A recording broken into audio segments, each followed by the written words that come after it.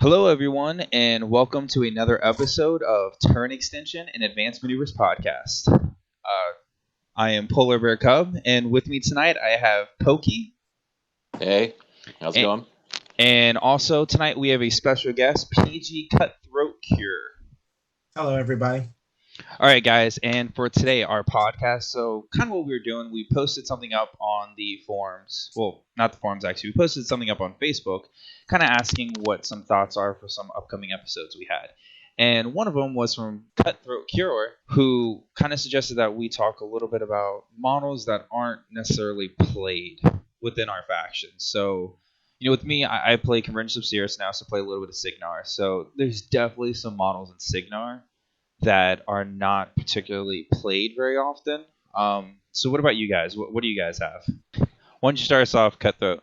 Personally, I play Trollbloods, and I've been playing Trollbloods for a long time. And I definitely feel there are a few models that are, definitely things that people shy away from or don't even know about because of the bad stigma they get concerning their rules. I definitely feel some of the ones would be like a lot of people say like the scouts, the unit of scouts or sluggers.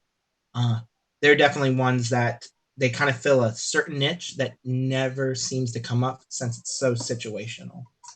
And what kind of situation are you talking about there? I mean, it would definitely be like you would need something that fits their fits their strengths, and hope that basically maybe the other army isn't advancing towards you, or that you have the ability to have the right terrain in the right placement in the right spot for them to be able to do something. um the Skinner is a really big example for me. He can take down a beast pretty quickly, but I mean, when you look at some of his stats, power and strength 8, he does get stealth and stuff like that, and or at least he gets camouflage while in woods, and he doesn't get extra damage against beasts, other than maybe in a specialty. It's not something you would take in most lists, especially against a war beast. I mean, not a war beast, a warjack, he's absolutely useless. Well, I don't know. I mean, I'm looking at the their card. They seem like they're a pretty decent unit. 5 wounds, which is nice because normally most of the Trollkin don't have the wounds unless you're taking warders or champions. And then this full auto, that is nice. Why don't people take this unit? I mean, is there a flaw to the unit that they don't take it? Honestly, It's more. I Go think ahead. the issue is that it's the rat issue. I think that they're a decent amount of points. Their rat is not particularly good, and then unfortunately, I think once Highwayman came out, it really kind of hurts the sluggers even more. It's 2 shots for a cheaper unit. Yeah, they don't have the 8 wounds, but I mean, your range unit a lot of time, you're not really thinking of them having a multi-wound. Yeah. I mean, just looking at their stat line, though. I mean, you're right. The rat could be a big issue, but that PAL 13 is pretty nice. The issue you come into, though, is that in order to get the full auto, the D3, you have to forfeit your movement, and they're only speed 5. So a lot of times that you definitely see them falling behind a lot of other things, and it's not like they get to ignore their own models. And then it comes into the D3, you have that randomness. You just forfeited your movement, you got to wait for something to get closer, with the range 10, and then you could possibly start rolling ones, and that can kind of ones and twos, and then you're only doing 1 shot instead of the full D3. So I think a lot of people avoid them because of the fact that they're extremely random, in that they're not 100%. You know what you're going to get. You can't just boost it and then put them into a situation and know how many attacks you're going to get. Also, for a full unit of them, you could also get a full unit of warders for the same points. True. But the one nice thing is if you can't. I mean, if you have the optimum setup for these guys, to where they're in 10-inch range and they do forfeit their movement. They can go up to a rat 7, and they get D3, so they're getting a minimum of the normal shots they'd get normally at a better percentage. I understand why people don't take them because you're right. If you have to forfeit to get that D3, that's not good at all. It is. It's a huge issue, and in a faction that doesn't really necessarily have sniper available except for one caster, that does make it a huge difference. Now, is that caster, which I'm fucking drawing a blank on the name right now, Gunbjorn. Gunbjorn. Is Gunbjorn on ADR this season? He's going to be on it next season. He goes live in January. Okay, so I'm wondering maybe if that could be where they kind of really come into play is playing well with ADR and Gunbjorn. I definitely think in the greater scheme of things, I think specialists have really opened up a lot of options that weren't available before in a 2-list, straightforward pairing. Now you've got these casters who you can play, and then you have those extra points. You can put in models that are a little bit more situational, such as the sluggers, that allows them the ability to kind of, hey, I see a position where I might be able to use these. Then maybe they're not as fast. They could do a little bit more damage. It's true. Maybe if you see the composition, like, hey, this unit, they have a lot of POW 10s that are shooting at range, so maybe they're going to hit my sluggers, but they're not really going to be able to do that much damage to them, where they're going to stay around, as opposed to your highwaymen, where a lot of these range units, they have a decently high rat, but their power output is not very much, and hitting the sluggers, with those 5 wounds, that honestly that could help. I think something that would be really beneficial for them, especially going into this new season, is I could definitely see them doing very well against like infantry spam, but more or less melee infantry spam. I think if you're trying to go for a gun list and you're trying to take it into something like Crix, Yeah. Other than thralls who have stealth basically, I think if you're looking at a bunch of knights across the field and they got to come at you. I could see the sluggers going there, but once again, the range 10 can really hurt them since they can't move and then get the full auto. That's true. So, do you have any list ideas on what you kind of want to do with them? Like, do you have a list that you thought of at all, or no? I kind of, it's weird, but the person and he's kind of my go-to, and I always like to play him outside of tier actually, is I actually have always wanted to put them in with P Doomshaper actually. Really? Why? Yeah. Because I feel that with they add a very large screening for both Doomshaper, who plays a little bit farther back, and usually what's way in front of Doomshaper is my beasts, and my beast gets split up a little bit. It allows them the ability to basically shoot maybe more specific targets that are trying to get close that might threaten Doomshaper. Mm-hmm. He also has Fortune. And that would allow the entire unit to re-roll on their Rat 7s. Damn. Okay. So then you're making more use of it. So I may not get the full D-auto, the full auto right off the bat, but I can move them up. It gives me 6 shots, Fortune, and then maybe the next turn, if they can't chew through my beasts, and some of them are sitting out, maybe getting ready for that counter strike, mm-hmm. They at least provide something to slim them down, and that's something I've kind of thought about a little bit. That's awesome. All right, I think it was pretty good talking about the sluggers. So Pokey, what do you got for us? You got any models that in the love of Scorn?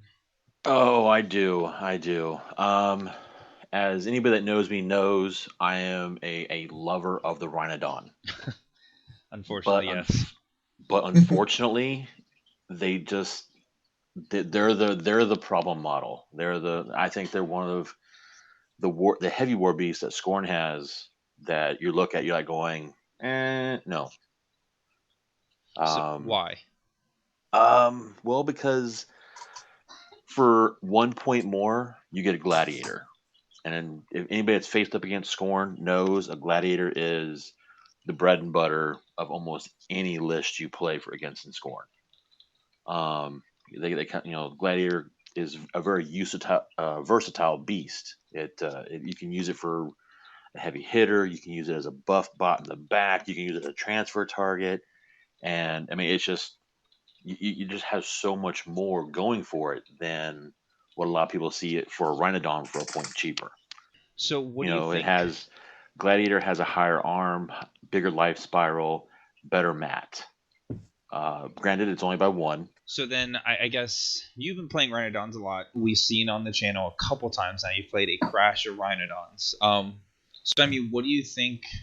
Why do you take them over the Gladiator then for 1 point less? What's for you their big drive? For me, it's the faction's only access to Thresher on a beast. That's his Animus? No, that's his built-in tail ability. Okay.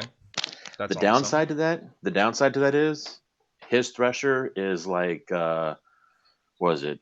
Epic Butcher's attack. It's a 360 attack. So anything I have that gets close within that 2 inches is also has a potential for being hit. So what's the power of it? The power of the tail is 14. All right. So obviously, if he's next to any units, it's going to really hurt them. It's probably going to kill him. He's great he's great going into infantry if he can get there. Most infantry can outrange him, and most infantry that's going to outrange him to get to him is pretty much going to kill him on their charge. He's defense 11, arm 18, and 28 boxes. So does Scorn have any access to putting up walls or anything like that? Is there any theme forces that they could use him in? No, nothing that would give him a wall. I mean, it'd be nice if we could borrow like Janissa. Just saying. Yeah, everybody wants Janissa. So I'm almost wondering if you could use a unit to kind of shield him in a way, just to get him up there, kind of like a throwaway unit that once they get in, they protect them. He can then charge in, and if they die, oh fucking well. Maybe with like Zal 2. Does Zal 2 get souls from models that he kills on his turn? So if friendly faction models die, no, he only gets the souls from models that the enemy kills. God damn it. And unfortunately for Scorn's one of those ones where they really don't have too much throwaway infantry. I mean, yeah, people talk about, oh, Zal 2, you got to take lots of souls like the cheap slingers or the Karax, and just throw them out there. But I mean, when you're already taking a beast that nobody uses because you're just using it for one ability, it really makes it tough. I mean, he definitely has something that I don't see in Scorn a lot, and this is something I find quite interesting, and I don't know why I didn't realize this, but I mean, he's Fury 4, but he's got Reach. Yes. So he's got something that both the Gladiator and the Bronzeback are both lacking. Yes. He also has the ability that when he's hit with a free strike, they take D6. So, I mean, when you think about it, if you can buff his armor up pretty strong, and then you basically say, hey, I'm going to move away from these units, they're going to get those attacks, and they're probably going to do some damage to him, but they're all taking D6 damage points. There's no roll to that, So things like Kayazi or things that might have locked him down, they have to be a little bit more worrisome about trying to take those free strikes, because if they're hit, not even do damage, but if they hit, which they're going to at defense 11, they take D6 damage points. And for, 1 point infantry, they're dead. Yeah. No, don't get me wrong. He has good abilities. I mean, he really does. His Animus is a muck, which is any special attacks are boosted. Oh. So with his Thresher, that's fantastic. I mean, it really does help with his mat of being 5. It helps tremendously. But the issue is, first of all, you have to get him there. He's faster than a Gladiator, but he just doesn't. He just can't quite get to most of the places he needs to get to. Anywhere that he could get is pretty much going to be already a hole that something else died in. Okay. I mean, I don't know if you know. So it's like, oh, the Gladiator went in. Okay, well, that unit just obliterated the Gladiator. Well, he should now be close enough to charge in where the Gladiator was. And that's just one of the issues with him is his. I don't know. There's just so many minor things. You look at his card, though, and you're going, wow, he has all these really neat, really cool abilities that you would think would be, almost anybody would want to take. But then you compare it to the Bronzeback, Gladiator, even a Sentry, almost any of the Titans, and people go, well, why am I going to waste my points on this when I can get so much more out of one of these Titans? Okay. And it's sad. It's sad for me. It really is. I mean, I actually own 5 Rhinodons. Yes, 5. 4, granted, 3 of those were purchased for birthdays from the AM guys, but still, I have 5 of those guys. So, I mean, I'm one of those people that I would love to find a permanent use in lists for the Rhinodon. It's just tough. See, other than Rush, I almost find him more impressive than I do the Titan, the Gladiator, personally. I don't play Scorn a lot, but I mean, just looking at him overall, power and strength 14, reach, 2 open fists, like right there, that's 3 different things that, I'm like, that's exciting, especially as a troll player. Thresher, I love Thresher. I do play an Axer, back plates. That, to me, that provides so many different things that I could see happening that, you know, you could use him in positions that other armies would have to really question, you could trample with him, and he's already killing things as he's running over him, and anybody that chooses to make a free strike on him as he's running by is going to die. So the player actually has to make and question, hey, do I want to actually try and do damage to him as he's running through and lose troops, or do I just let him go and get even closer to the point of where I don't want him? That's and you're right. Interesting. So I mean, that alone, I mean, he, just looking at his stuff, I'm super impressed by him, and I definitely do not see why he's not played more. You and me both. You and me both. Huh. I don't know if it's the points, what his point cost is, or some other stat line that needs to be changed for him. So, I mean, do you think if there's a theme for us that, like, I don't know, reduce the point cost of just Rhinodons? I mean, do you think that would be... Because, I mean, if he were 6 points, I feel like that would be at a point where he is really good. It's almost like he's like a 6.5 or something like that. He's really, really, really strong at 6 points, but maybe it is at 7 points he's just not that awesome. I could see that. I could see him being a 6.5. I really could. That's actually a good point. Yeah, definitely maybe too powerful for a 6, but not powerful enough for a 7. It's so interesting when you think of those point, when we're breaking it down to basically 1 point, like the 1 point changes this entire model from absolutely fantastic to one of the units to be featured on tonight's cast. Mm-hmm. Yeah. And it's almost like when you talk about rat, from a lot of the different models out there, mats or rats from a lot of different models, you'll find a lot of people will look at it going, 1 point more defense, 1 point more mat, 1 point more rat, 1 point something of a stat line, makes so much, makes a world of difference for that model's abilities. Mm-hmm. No, I agree. So it makes sense. Who do you play him with primarily? I try to shoehorn him in almost anything that can either naturally buff his speed or hitting power. Okay. Because the biggest comparison that per the forums and talking to other Scorn players, the biggest complaint that people have is his most powerful attack is a POW 14, which is hard. Which is kind of low for a heavy. It is. And when you look at all the rest of Scorn, because in the next, because then the Archidon, who's the same point cost, has a POW 15. You have the Gladiators, who is 1 point more, who's got 2 POW 16s and a POW 15. And then you just, then you get the Bronzeback, who starts out as a POW 17. I mean, you're just looking at going, even the Sentry has a higher POW. base with reach.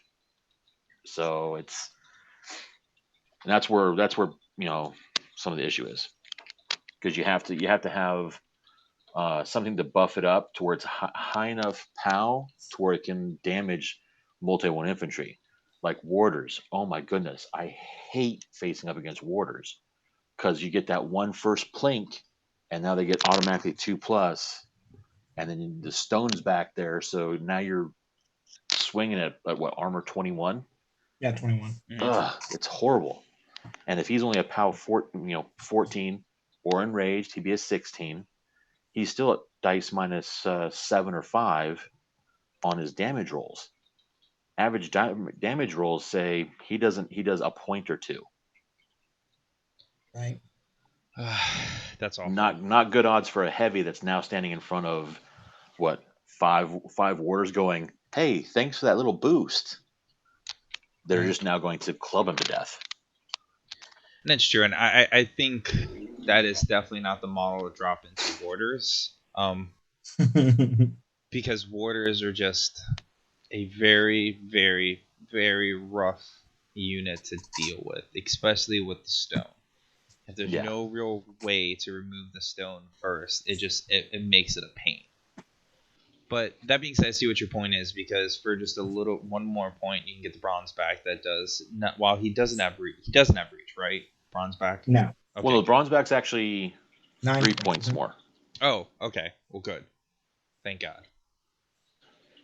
Well, never mind then. That was a dumb comparison. It's the gladiator that's a point more. Yeah, it's the gladiator. It's 1 point more. He does not have reach, though, correct? No. Okay. Or Thresher. Or Thresher.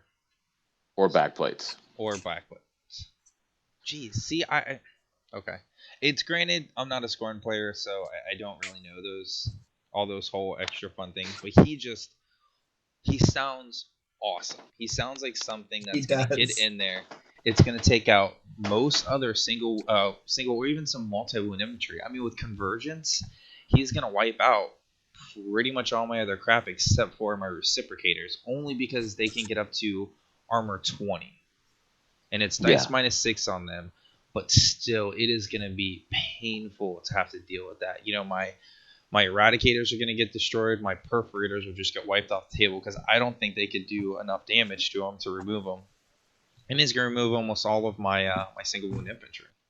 Only if you're silly enough to get them close enough that I can reach out and Thresher them. Because that's kind of the downside to his Thresher.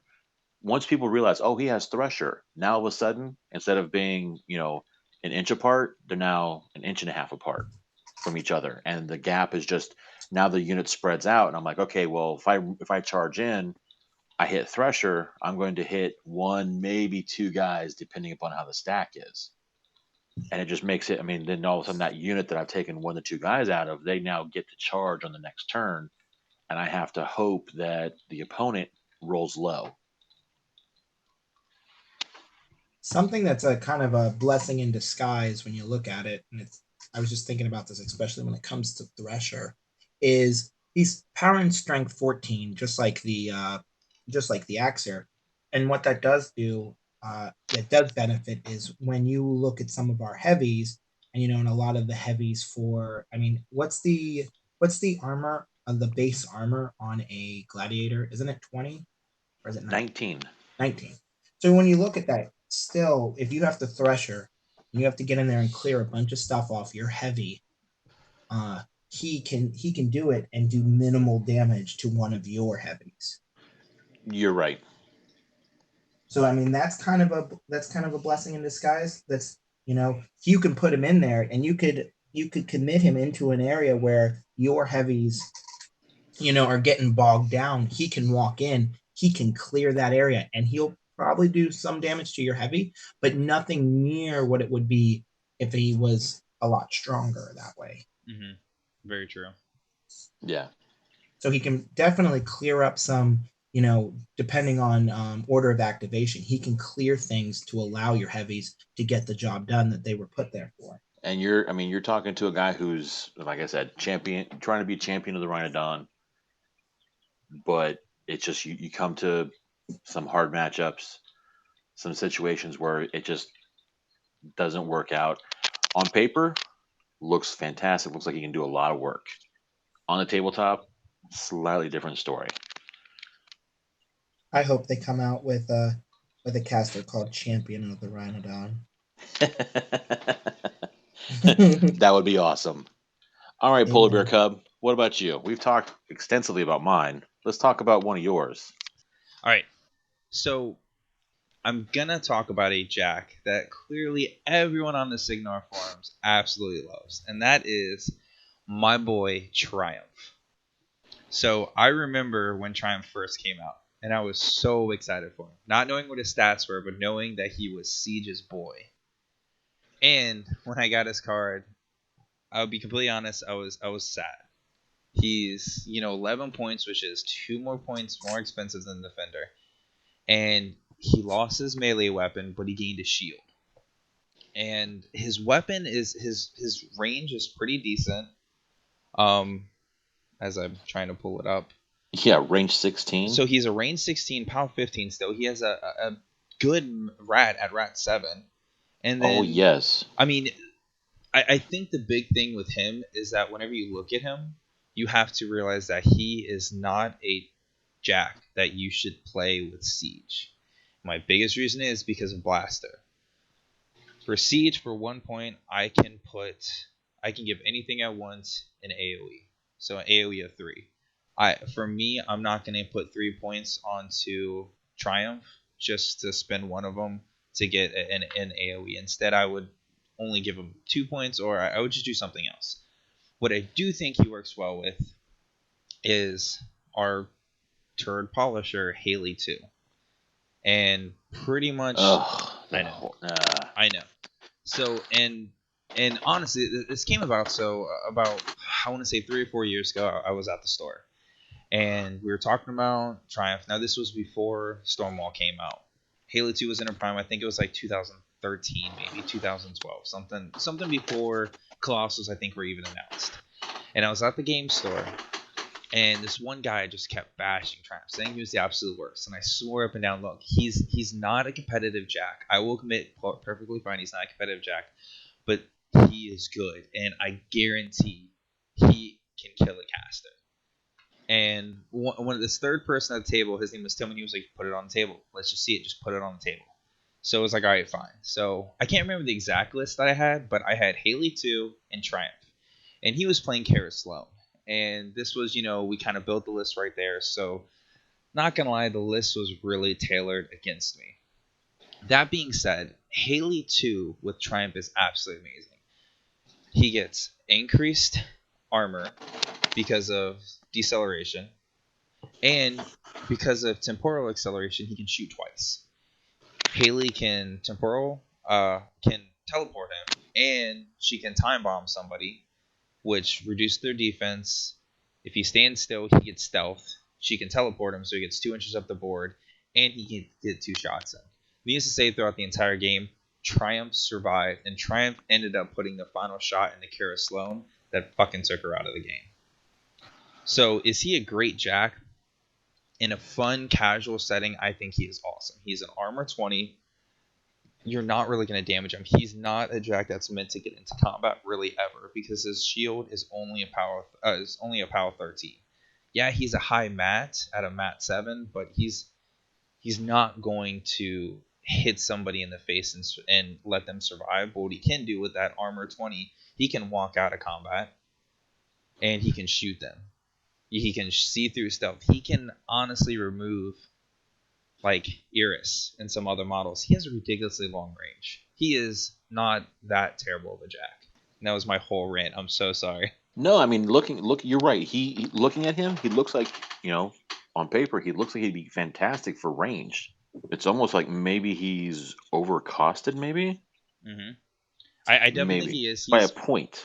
Maybe by a point? Yeah. See, even by a point, playing Trolls with me, when I think 12 points, I think mold. So, I definitely have a little bit of a different idea when it comes to the point costs.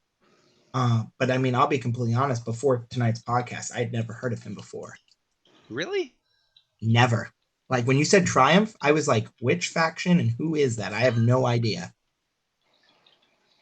Man, see, and I think that's the thing is he kind of came out and it was, at first we had the first initial run of character jacks, and it was for Signar was Old Rowdy and Thorn. They were absolutely amazing. They were pre Mark II, and they were great. And then Triumph was the second jack came out, and he was just kind of not a letdown, but he was a letdown in the fact that he's 11 points. He is expensive.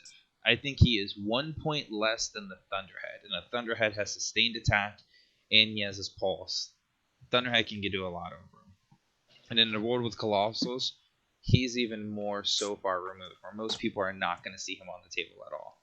But I really feel like he's going to shine in the fact that people don't know him, just like what you said, Cutthroat, is that people don't know him, so they're not going to really understand what he can do.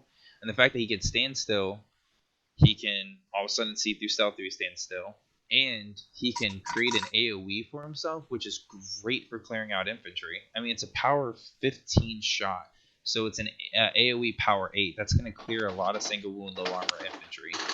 And if they're high defense, it's great because it just scatters onto them. Yeah. I mean, looking at the Defender's card, the Defender has a Shock Hammer, which gives him, a POW 16 and does really good against Jacks. But the Defender is 1 less rat, and, of course, the 2 less arm because he doesn't have the shield. But with that 2 less points, I mean, you're right. I can see why most people look at the Defender and go, for the point cost, the Defender makes so much more sense. And it's weird why he would be why he would be at 11 points. I think he's in 11 points because it was the old model where, hey, if it's a character, all of a sudden it's 2 points more. That's how it is for Thorn. That's how it is for Old Rowdy. And that's how it was, honestly, for Triumph. That's interesting. Yeah, I'm not too sure how the other characters from that time frame were, but I'm pretty positive it's still following the same rules as that, because Triumph came out relatively quickly after Mark II was out. It was one of those things where it actually came out and people didn't even realize that character jacks were getting released so soon. It kind of just showed up at Gen Con. But yeah, so that's my boy. I love Triumph. Is he great? No. Do I play him on the table every once in a while? Am I going to bring him to a tournament? I'm not terribly sure, because you guys did point out he is 11 points. Maybe if I kind of wanted to try a brand new list, I've been thinking with other casters. Haley 2 obviously is absolutely amazing. Being able to get 2 shots out of him is just so good. That is really the thing I feel that would make him really worth the 11 points, if you could get 2 shots out of him every single turn from any caster. Carrie Sloan does well with them because on her feet turn, hey, he can shoot again, and he gets an additional dice to hit. She can give him +2 inches because of fire support, or not fire support. Whatever that AoE spell she has for her battle group, everyone gets additional 2 inches range. I think it's fire group actually. At this point, I don't know any other cast that could really do a whole lot for him, but I think those 2 casts in particular do kind of turn him on in a different way. I think the fact that he can stand still, get the aiming bonus, and ignore stealth from 16 inches away before you add snipe or anything, it can be a little bit ridiculous. That's true. Yeah. Because his arcane precision, model forfeits its movement, it gains the aiming bonus, it ignores stealth. So there goes a lot of, as we said, for 11 points, it's a little bit expensive. But right there, that's, to me, screams solo killer, Mm-hmm. Or you definitely put a lot of threat on the caster because, unless you're playing someone who has one heck of a control range, you've got a Jack here who's pretty hardy, has a good bit of boxes and has a POW 15 that doesn't give a crap about whether you have stealth or not. Right, and I think the thing with him you're going to have to think about is you're not going to have to think, man, can he make his points up or not?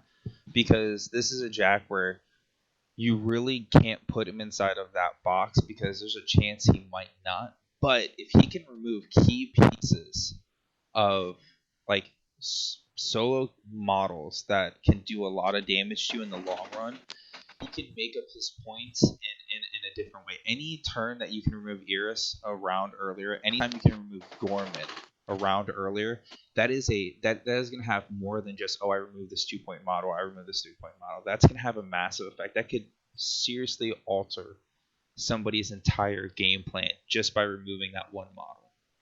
You know, especially in a world where Ragman's around. With Ayana and Holt. Now, that's going to be your biggest issue because Holt can shoot, one of the shots away. But hey, if you have Haley too, that's 2 shots now you get. So the first shot gets, knocked away, and hey, all of a sudden, boom, I can shoot again. Or with Kara Sloan, maybe on the feed turn, maybe you're going to use those shots. Yeah, that might not be the best place to put those shots, but that could remove something that's going to destroy you later on by reducing your armor. Ragman is another person where I think he's 3 points. Hey, if you can remove him off the table, that's worth more than just those 3 points. I mean, when you think about it, you put Defender's Ward on him, and he's sitting at arm 22. Mm-hmm. Until he loses that arm. Exactly, but I mean, they still gotta get rid of it, and I mean, he's got not a horrible amount of boxes. I don't know. I don't see him as a standpoint of this is the Jack that removes a ton of models. I would look at him more or less as, is this the model that's going to win me the game? He's more like the scalpel. Right. He's the in the army. He's not the club that you just send out there. He's the scalpel that cuts out the parts that are going to give you the hardest time. You basically use him. He should be used in the fact of you're using the rest of your army to clear a shot for Triumph to finish the game, or to open up spots. Because, you look at Snipe. You put Snipe on him. You're looking at 20 inches. 20 inches. Wow. Yeah, that's really good. As I said, I'm surprised I've never seen him or heard of him before. So. Well, I think Triumph kind of falls into that same boat as your sluggers. He has a niche that he falls into, and he's, it's situational. It's a niche and situational as to what kind of a list or pairing he would work good with. Right. And that's what I think. I agree. It's. Because if you can get the perfect setup, he would be on a hill with Snipe and just sitting there, oh, you want to be in the zone? Fine, boom. No, you're not. Oh, you want to sneak in the zone? Boom. No, you're not. Oh, you think you're going to sneak around the corner at me? Boom. No, I don't think so. I think it's the one thing that makes me sad that he cannot be put on a unit. That's the one thing that makes me sad, because if he can get attached to Arcane Timage Gun Mages, then all of a sudden he can gain that Snipe, or he can even push models back. Then he'd definitely be worth the 11 points. I think he definitely would, and I think that's why you would see him in a ton of lists. Yeah, would be awesome. But that I'm going to jump a little bit ahead, but that pulls into another Jack that I was thinking about, the Cyclone. We really don't see the Cyclone very much, but man, think about attaching the Cyclone, who he gets 2 D3 shots, I believe. Having him attached to gun mages, that's pretty dumb. He can push he can push up to D6 models away a turn. So why can't he be attached? Cyclone? Either or. So Cyclone definitely can, because Cyclone is not a character Jack. Okay, so it is the character. Yep, yeah, it's a character rule that won't allow him to be attached to gun mages. Okay. But yep. I don't know. So, but that's my model. That's my boy. I love Triumph. I really do. I think the idea of him is really cool. I love Siege, even though, like I said before, I don't think he is a Jack that you ever put with Siege. I really feel like you would either take 2 normal defenders, because that's 4 points you're gonna save, or that's 2 points you're gonna save by taking 2 normal defenders as opposed to him in a Triumph, or you're gonna take the Stormwall instead. I don't know. Looking at his ability, I think he actually makes it to where it. I actually think he helps with focus management for the overall for the unit. For the army with Siege, because his ability to make that an AOE. So instead of having to have Siege do it and change. It's order of activations. So now you can activate, Triumph. He does his thing. He moves forward or whatever. He does his boom. I'm going to pop my 3-inch AoE. I'm going to clip like the left side, and that way then Siege can activate later, going, okay, well, he was able to clear out most of the guys on that left side.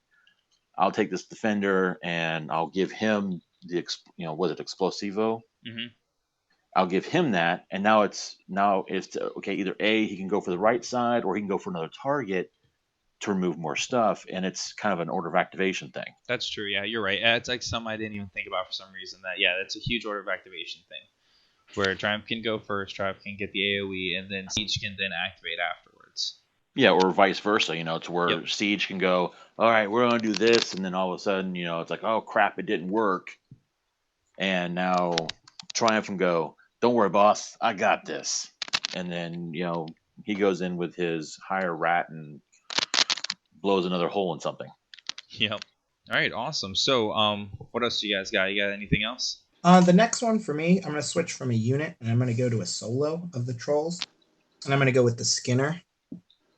And I definitely got thinking about the Skinner because during the last league season, he was one of the characters that you could play for the trolls. He was our special character, and you got to give him some added benefits.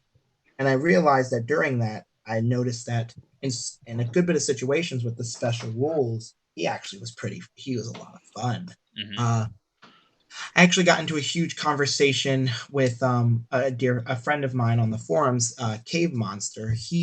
We were talking back and forth about, what is it about him that makes him so rough to use? And as I said earlier, it comes into the fact of very situational.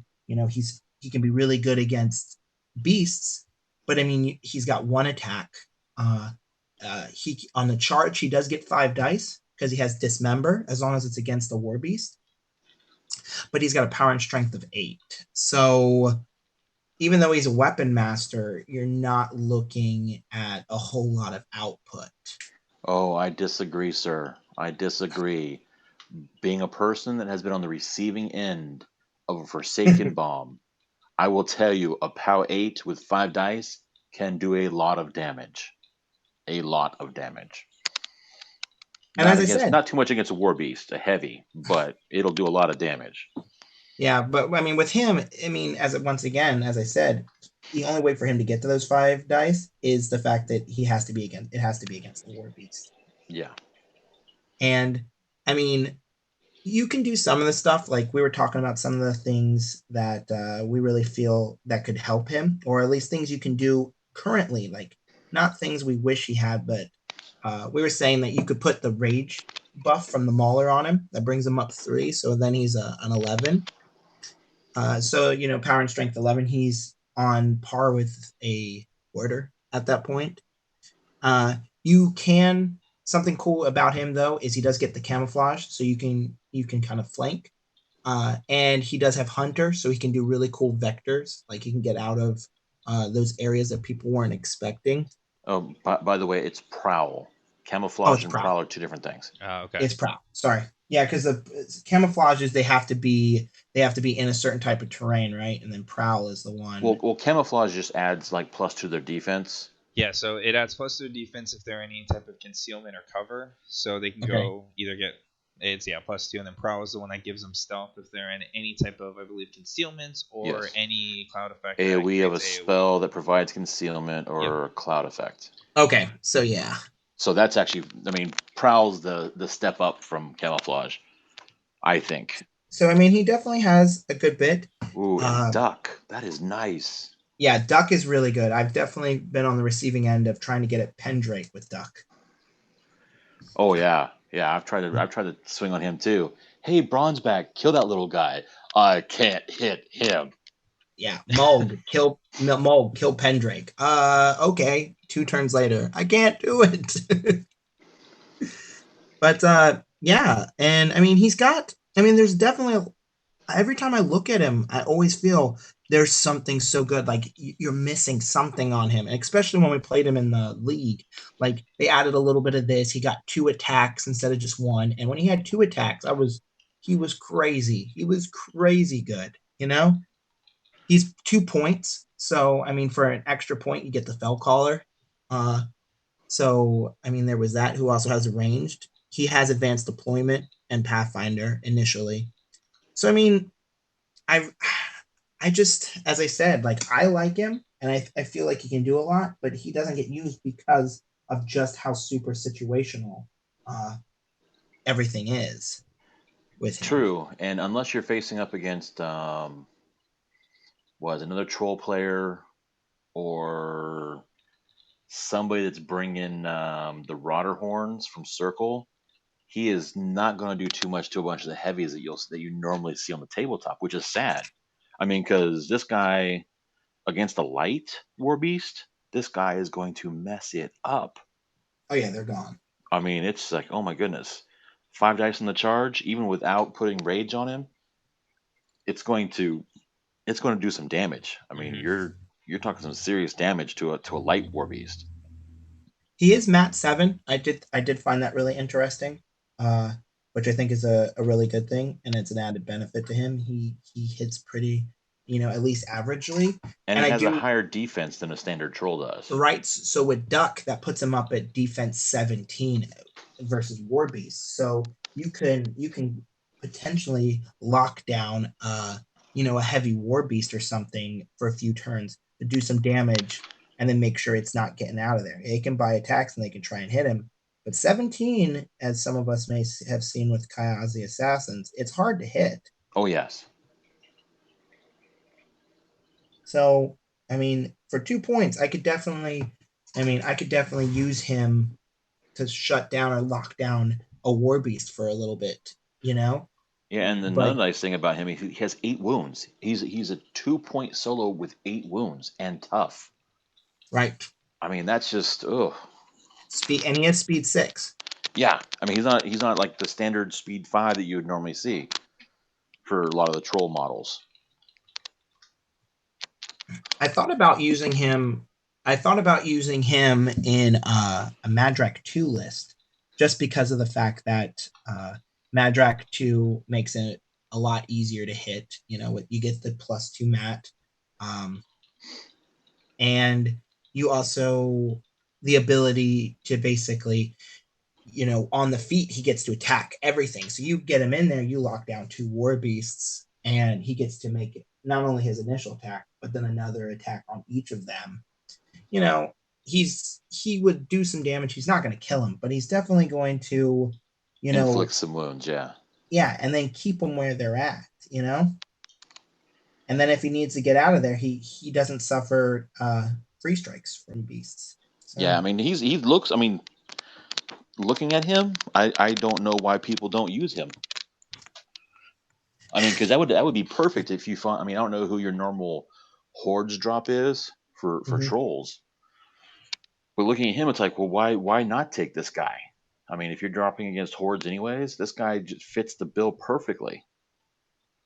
Yeah, I guess it's because people try to run so many more beasts and stuff, or units, that 2 points, they look, oh, hey, I could take a full unit of Creel Stones, and that could buy me 2 extra Cabers, or, Yeah, that's true. I mean, I think that does come down to issues. Okay, well, people kind of just look at what can just initially pop out that's better than this? And instead of, I don't know, these might have been models that were tried significant amount of times, but if they didn't like it, then they're just going to go to what they enjoy. Yeah, I really felt like with the league, they were using like little things, and I was really hopeful that it is maybe like free beta testing for a possible future errata for him. Mm-hmm. I would have loved something I was really surprised about, and this is one of the things I'm probably the most upset about, is that I would have loved, you have all these different characters or like little solos that grant something now. Everybody grants something to someone. And the simple fact that the Skinner doesn't grant anything to scouts just infuriates me. That is pretty damn annoying, actually. Yeah, especially when the next unit I want to talk about will be scouts. And, and the two of them, you're just like, why can't you both just work together? So what's the next thing you got for us, Pokey?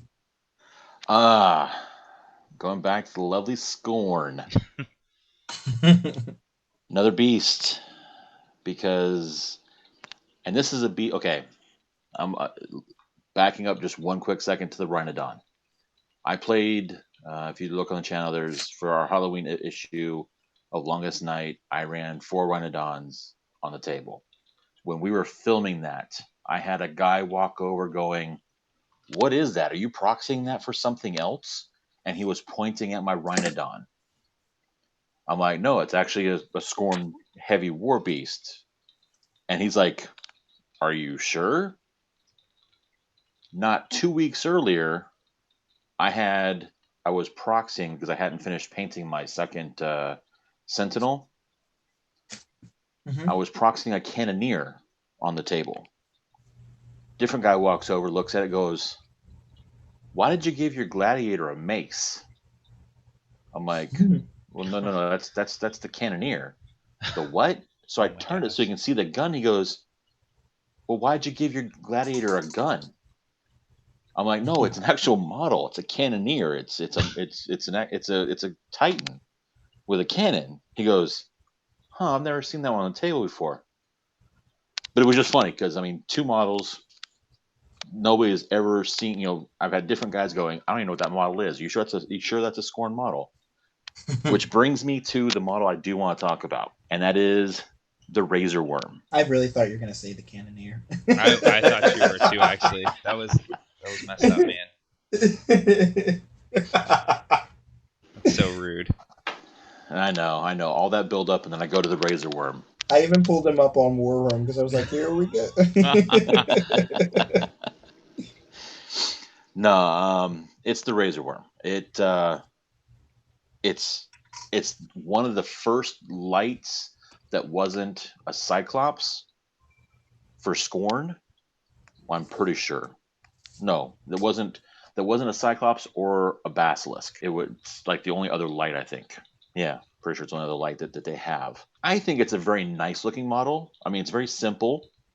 It's just a huge worm with spikes and armor plates and horns and stuff. And it has some interesting interactions, but it's like it's missing something. And this one's actually, I think it needs to be pulled back, taken to the drawing board, and re-released with something new, something different. Like what? A second attack, I think, would be fantastic. Or giving it reach on its one attack. Something along those lines. Because his mat is on par with most of what you see for Scorn. His defense and arm, what you would expect to see from a light war beast. Even with the power of his attack, is pretty decent. I mean, POW 12 for a light war beast, not too bad, especially for a faction that has access to things like Enrage, which gives me a boost, Ignite, which gives me a boost. What's another one? There's other ones that the faction has access to things that boost damage output. So having him have, which kind of goes back to the Rhinodon, pumps him up some, but still not enough for the Rhinodon, I think. But this guy, it's like if he had a second attack or maybe reach, I think for a light, he would be okay. Because he gets advanced deploy, he has eyeless sight, and he has Pathfinder. Okay, not too bad. It puts him up, gets him up in the front, so you don't have to worry about putting him in the line. But it's really one of those things of going, okay, well, what else can he do for you? What else does he do other than give you a single POW 12 and hopefully something that's going to take a hit for you in the beginning? And it's like, okay, well, he has Bomb Shelter. Not bad if you're facing up against Signar that has a lot of AoEs. Or Triumph. Or Triumph. But for him, he has Dig In, which, okay, not a bad option. He's got advanced deployment. He does have advanced deployment. He has Drag Below, which means he actually has to kill a model in order to have this happen.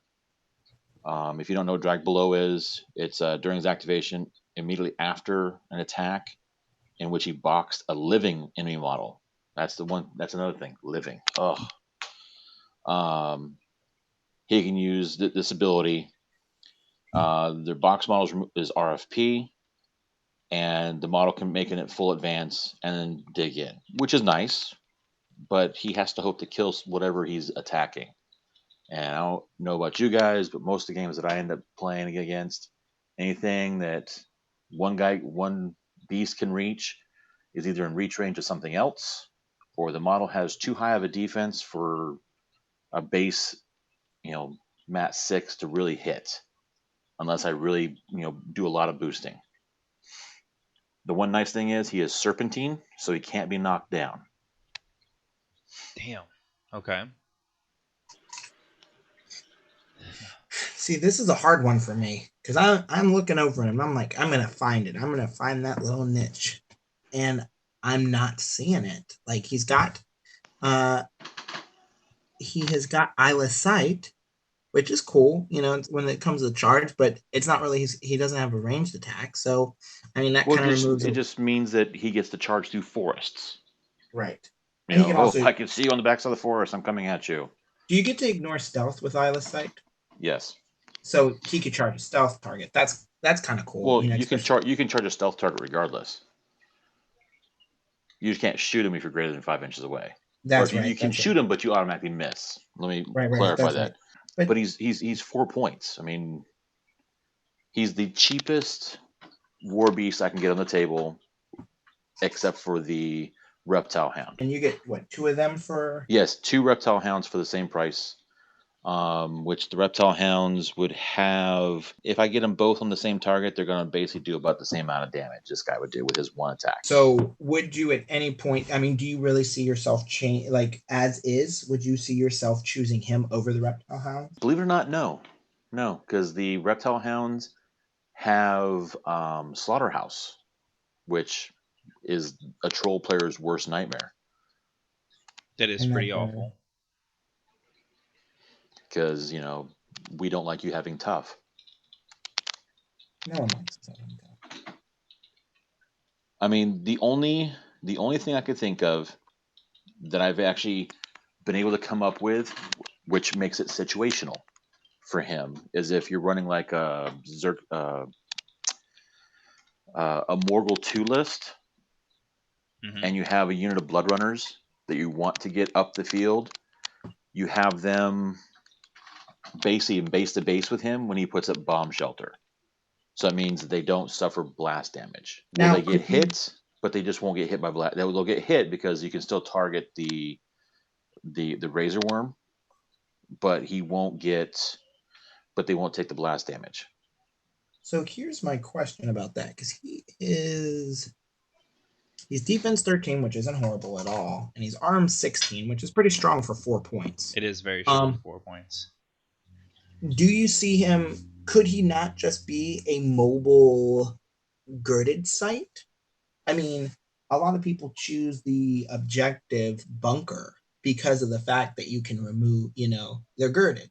So I know in a lot of fights that I've been in, Makeda, speaking of Scorn, Makeda won with the Mammoth. She would have the Kriya and stuff, but she would always be hugging the objective because of the, wanting to avoid the blast damage. She's really hard to hit, but, blast damage she doesn't really enjoy.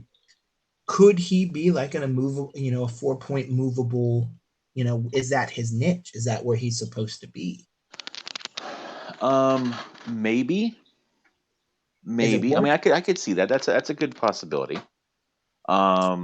I mean, especially when you think you do something like you have that, you put him in the middle of a unit. I mean, he can be farther up so your guys can run up to him or whatever. It gives him a chance to. But I mean, you put him in the middle of a unit, the unit's moving around. He has that. Then now your solos are sitting right next to him going, okay, you're going to kill my infantry. We know. But you're not going to kill my solos who boost them up.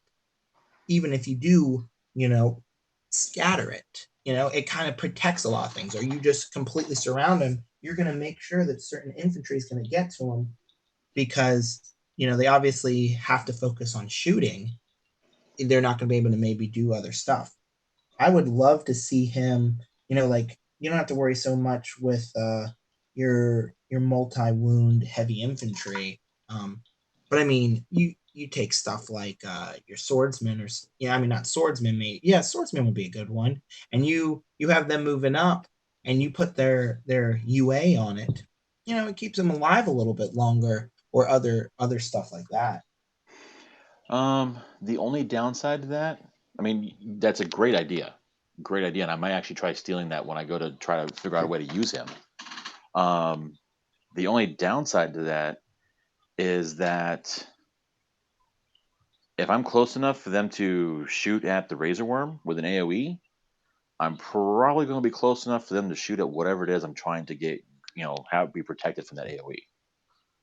So if it's a single model, like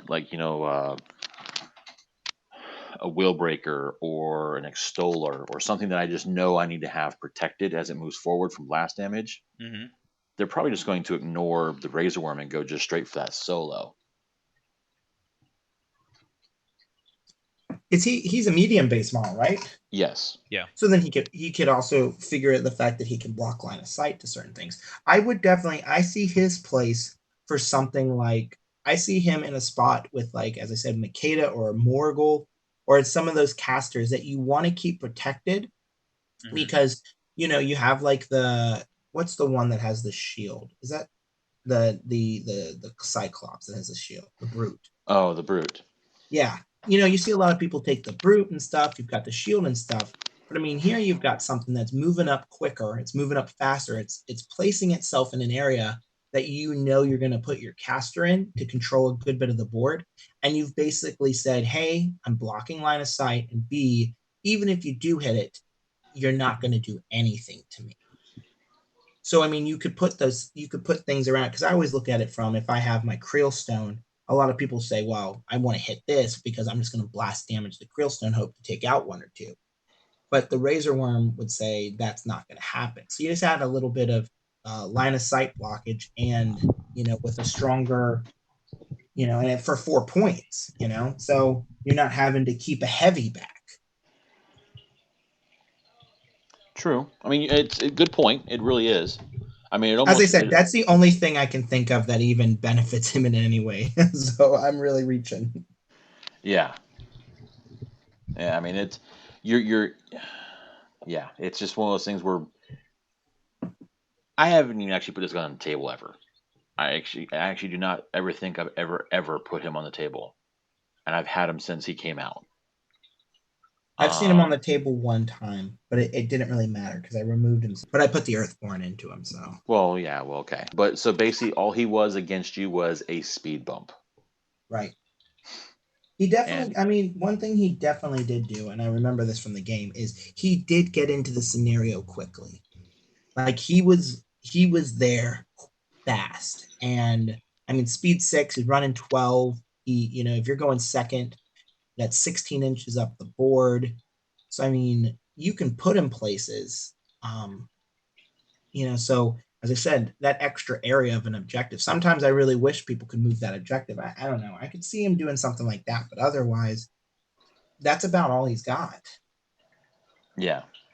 If he has reach, maybe. Yeah, and see, that's why I said if he had either a second attack or reach, only because this seems like the new hotness now for some of the models that are being released. Poison. Just leave him as he is and just add poison. I think you would really you'd see an increase in his usage. Was poison around when he was released, or is that just something? No, it was not, as far as I know. I don't think it was around when he was released. Because I know the Eridus, one of them have it. They both do, I believe. They both do. As I said, I've only gone against the shooty one. Yeah, I know the Sentinel has it. Let me check real quick. Soldier, Mr. Soldier. No, the Soldier does not have it. Yeah, I knew the Sentinel had it for sure. So. Yeah, the Sentinel. Oh, talking about a beast that replaced the Cannoneer in almost every list except for Risheth's Chain Gang list.